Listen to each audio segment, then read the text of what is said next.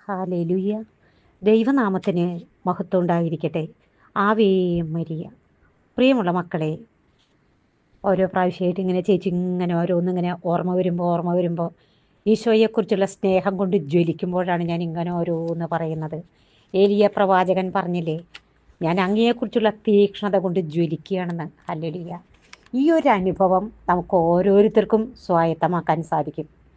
പ്രിയമുള്ള മക്കളെ, ഒന്നാമതായിട്ട് എൻ്റെ കുട്ടികൾ മനസ്സിലാക്കുക, വിശുദ്ധി കൂടാതെ ദൈവത്തെ കണ്ടെത്താൻ സാധിക്കില്ല.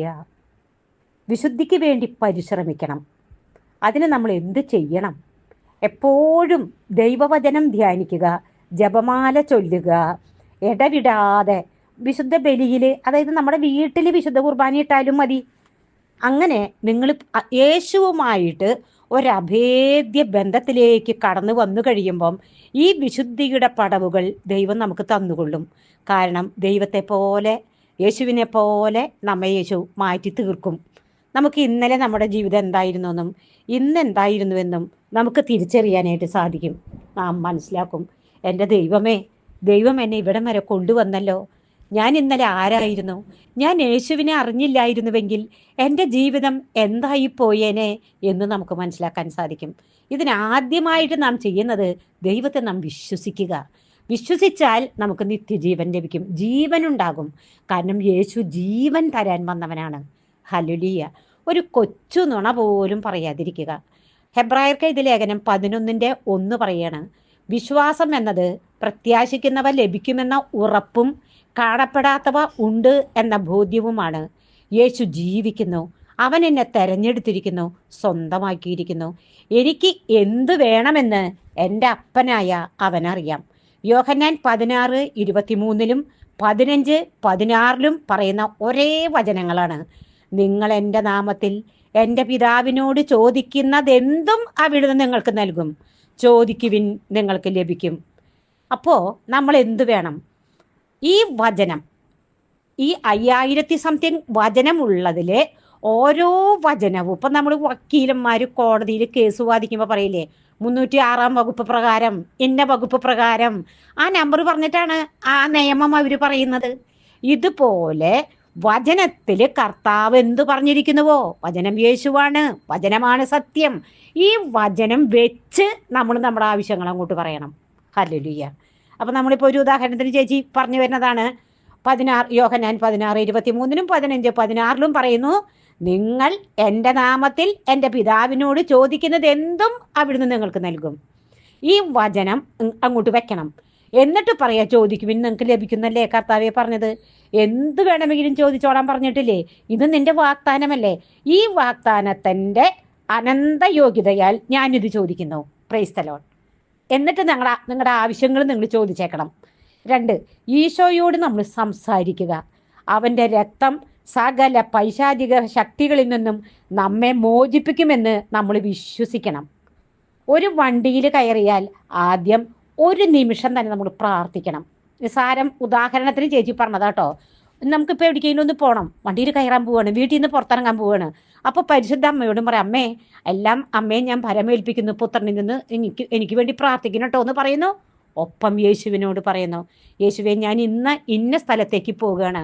നിന്ദനങ്ങളെ ഏൽക്കാതെ, എന്നെ പീഡിപ്പിക്കത്തക്ക വിധത്തിൽ ഒരു വ്യക്തികൾ എൻ്റെ ജീവിതത്തിലേക്ക് കടന്നു വരാതെ, അവരുടെ വാക്കുകളാൽ ഞാൻ മുറിയപ്പെടാതെ എന്നെ കാത്തുകൊള്ളണമേ. അവിടുത്തെ തിരുരക്തത്തിൻ്റെ വചനത്താൽ എന്നെ പൊതിയണമേ, തിരുരക്തത്താൽ എന്നെ പൊതിയണമേ.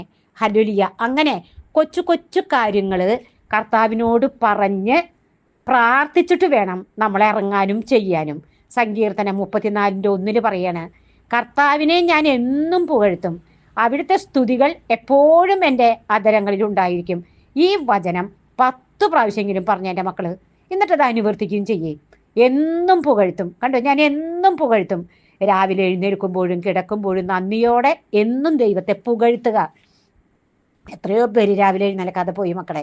നന്ദി പറയാം ദൈവത്തോടെ എപ്പോഴും. നന്ദി, സ്തുതി, ആരാധന എന്ന് കുളിക്കുമ്പോഴും ഭക്ഷണം കഴിക്കുമ്പോഴും ആവർത്തിച്ച് പറയുക. ഭക്ഷണം കഴിക്കാൻ നമുക്ക് സാധിച്ചു. ഇപ്പം ഞാൻ ഇതിൻ്റെ ഇടയിൽ പറയണമെന്ന് വിചാരിച്ചൊരു കാര്യമല്ല, എങ്കിലും ചേച്ചി ഉദാഹരണത്തിനൊരു കാര്യം പറയാം. ചേച്ചിയെ എന്നെ വളരെ സ്വാധീനിച്ച ചില വ്യക്തികൾ നന്നായിട്ട് പ്രാർത്ഥിക്കുന്നവരൊക്കെയാണ്.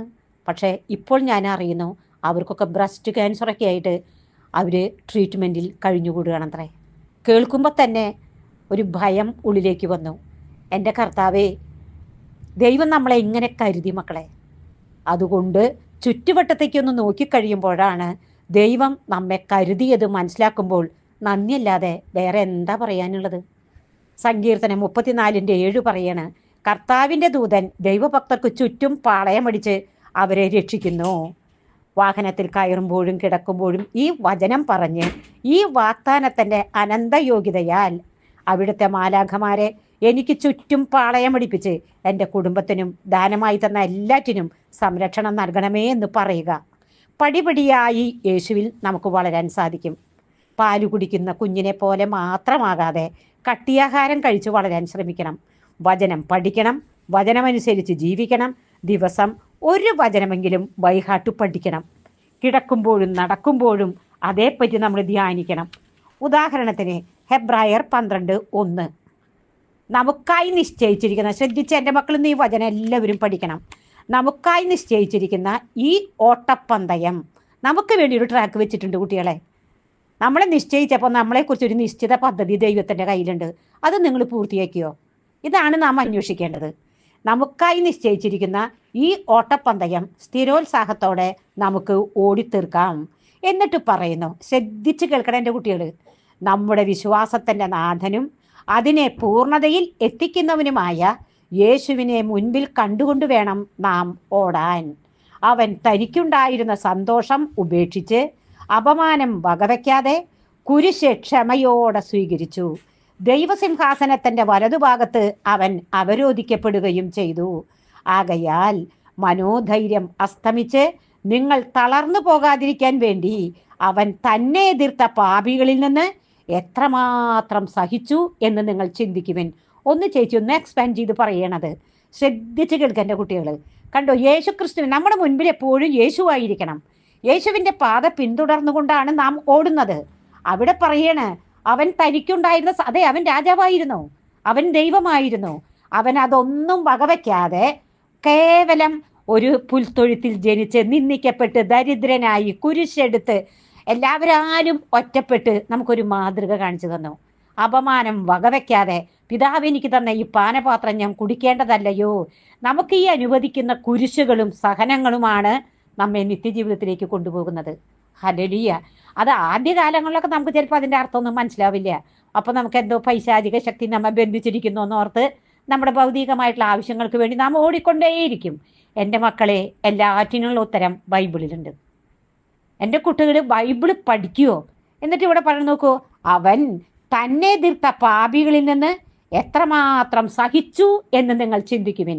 ഇത് യേശു പറഞ്ഞ സഹനം മാത്രമല്ല നമ്മളോട് പറഞ്ഞത്, അവൻ നടന്ന അതേ വഴിയിലൂടെ നമ്മളോട് നടക്കാൻ.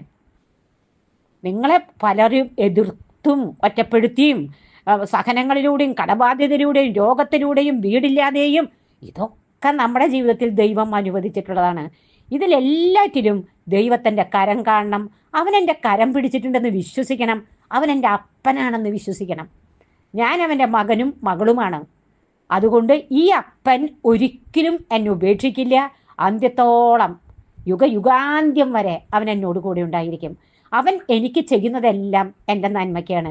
ഞാൻ വിശുദ്ധ ജീവിതം നയിക്കുക, ഞാൻ അവനെ സ്തുതിക്കുക, ആരാധിക്കുക. Praise the Lord, hallelujah. രണ്ടാമത് 2 കൊരിന്ത്യർ 4:10 യേശുവിൻ്റെ ജീവൻ ഞങ്ങളുടെ ശരീരത്തിൽ പ്രത്യക്ഷമാകേണ്ടതിന് അവിടുത്തെ മരണം ഞങ്ങളെല്ലായ്പ്പോഴും ശരീരത്തിൽ സംവഹിക്കുന്നു. അതുകൊണ്ട് യേശു നടന്ന അതേ വഴിയിലൂടെ നാം നടക്കണം. കണ്ടു, യേശുവിൻ്റെ ജീവൻ, അവൻ വന്നത് എന്തിനാണ്? നമുക്ക് ജീവൻ ഉണ്ടാകാനും അത് സമൃദ്ധിയായി ഉണ്ടാകാനും. അവൻ്റെ ജീവൻ എൻ്റെ ശരീരത്തിൽ പ്രത്യക്ഷമാകാൻ, അവൻ്റെ മരണം എല്ലായ്പ്പോഴും ഞാൻ എൻ്റെ ശരീരത്തിൽ സംവഹിക്കുന്നു എന്ന്. ഹല്ലേലൂയ. ഈ പീഡാസഹനവും കുരിശുമരണവും സഹിക്കാതെ, ഇതിലൂടെ നാം കടന്നു പോകാതെ നിത്യജീവൻ പ്രാപിക്കാൻ സാധിക്കില്ല മക്കളെ. Praise the Lord, hallelujah. വീണ്ടും പറയാണ്, നാം രോഗങ്ങൾ, അപമാനങ്ങൾ, ഒറ്റപ്പെടലുകൾ, തള്ളിപ്പറയലുകൾ ഒക്കെ നമ്മുടെ ജീവിതത്തിൽ അനുഭവിച്ചേ പറ്റൂ. ആ പീഡാസഹനത്തിലും ക്രൂശീകരണത്തിലും പങ്കാളികളാകാതെ ഒരു ഉയർപ്പിൻ്റെ, അതായത് നിത്യജീവൻ സ്വന്തമാക്കാൻ നമുക്ക് സാധിക്കില്ല. എപ്പോഴും നാം നമ്മോട് തന്നെ പറയണം, ആരൊക്കെ എന്നെ ഒറ്റപ്പെടുത്തിയാലും നന്ദിയില്ലാതെ പെരുമാറിയാലും മനുഷ്യന് ഇത്രയേ ചെയ്യാൻ പറ്റൂ. മനുഷ്യന്റെ കയ്യിൽ നിന്ന് അതേ പ്രതീക്ഷിക്കേണ്ടതുള്ളൂ. നഷ്ടപ്പെട്ടത് മുഴുവനും പിതാവിൻ്റെ കയ്യിലുണ്ടെന്നും ഒരിക്കൽ പറഞ്ഞു ചേച്ചിയത്. എങ്കിലും ഒരിക്കൽ കൂടെ പറയണ, ഞാൻ സ്തുതിച്ച് ആരാധിച്ച് എൻ്റെ പിതാവിൻ്റെ കയ്യിൽ നിന്നും ഞാനത് വാങ്ങിയെടുക്കും. എൻ്റെ ദൈവത്തിന് ഞാൻ വിലയേറിയവനും ബഹുമാന്യനും പ്രിയങ്കരനുമാണ്. അവൻ്റെ ഓരോ തുള്ളി തിരുരക്തവും എനിക്ക് വേണ്ടി ചെലവാക്കിയ വിലയാണത്. ലോകത്തിൻ്റെ പാപം നീക്കുന്ന ആ കുഞ്ഞാട് ദൈവത്തിലേക്കുള്ള പാത നമുക്ക് തുറന്നു തന്നു. ദൈവവുമായി നമ്മെ രമ്യതയിലാക്കി അപ്പാ എന്ന് വിളിക്കാനുള്ള കഴിവ് അവൻ നമുക്ക് തന്നു. വചനത്തിൻ്റെ കവാടങ്ങൾ തുറന്നു തന്നു. അതിൻ്റെ ആന്തരികവും ആത്മീയവുമായ അർത്ഥങ്ങൾ നമുക്ക് അവൻ വെളിപ്പെടുത്തി മനസ്സിലാക്കി തന്നു. യെശയ്യാ 43:1-2 വചന ഭാഗങ്ങൾ എൻ്റെ മക്കളൊന്ന് ഇങ്ങനെ നന്നായിട്ട് വെച്ചത് വായിച്ചു നോക്കണം.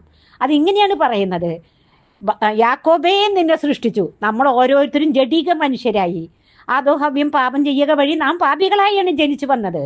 എന്നിട്ട് പറയണു, ഇസ്രായേലേ നിന്നെ രൂപപ്പെടുത്തുകയും ചെയ്ത. ഹല്ലേലൂയ. ഈ രൂപമാറ്റമാണ് നമുക്ക് വേണ്ടത്. ഇത് ദൈവത്തിൻ്റെ കരങ്ങളിലൂടെയാണ് നടക്കുന്നത്. നാം ഈ ലോകത്തിൽ തന്നെ ആത്മീയ മക്കളായി, ദൈവരാജ്യത്തിൻ്റെ സന്തതികളായി, ദൈവത്തെ ആരാധിക്കുന്ന മാലാഖമാർക്ക് താഴെ നിൽക്കുന്ന മക്കളായി തീരും. എല്ലാറ്റിനും സ്തുതി, നന്ദി, ആരാധന പറയാൻ നമുക്ക് സാധിക്കും. ഹല്ലേലൂയ. ഞാനൊക്കെ വിചാരിക്കും, ദൈവമേ കുറേ കാലം മുന്നമേ മരിച്ചു പോയിരുന്നെങ്കിൽ ഇതൊക്കെ അറിയാതെ പോയിരുന്നേലോ എന്ന്. കർത്താവ് ഓരോ ദിവസം നമ്മെ ജീവിക്കാൻ അനുവദിക്കുന്നത് ഈ ആന്തരിക അർത്ഥങ്ങളും പാഠങ്ങളും നമ്മളെ പഠിപ്പിക്കാനാണ്. ഈ ലോകത്തിൽ തന്നെ യേശുവോടൊത്തുള്ളൊരു യാത്ര, അപ്പാ എന്ന് വിളിച്ചുകൊണ്ടുള്ളൊരു യാത്ര. Hallelujah, praise the Lord.